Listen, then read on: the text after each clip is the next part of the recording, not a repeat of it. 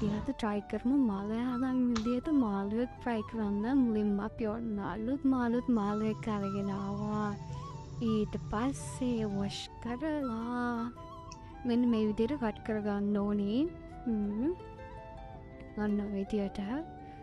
ඊට පස්සේ අපි පාවිච්චි කරන්න කාශ්මීරි chili හැඳි 3ක් වගේ. ඊට පස්සේ ගම්බිරිස් හැඳි කමාරක් වගේ. ඊට පස්සේ ලුණු කුඩු දාලා mix කරගන්න, වතුර චුට්ටක් දාලා mix කරගන්න.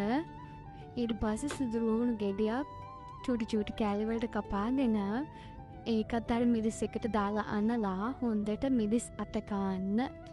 මෙන්න මේ විදියට. ඊට පස්සේ අපි ෆ්‍රිජ් එකේ දාලා පැය භාගයක් විතර තියලා එළියට අරගෙන දැන් fry කරන්න යන්නේ. ඔන්න විදිහට චුට්ටක් දාලා මාළුගේ පැත්තත් fry කරගෙන ඊට පස්සේ අනිත් පැත්ත හරවගෙන අනිත් පැත්තත් fry කරගන්න. ඔන්න ඔය විදියට. ගොඩක් තෙල් ඕනේ නැහැ guys. සමානෙන් තෙල් ටිකක් තිබුණාම ඇති. ඔන්න දැන් අපි මාළුව හදලා ඉවරයි.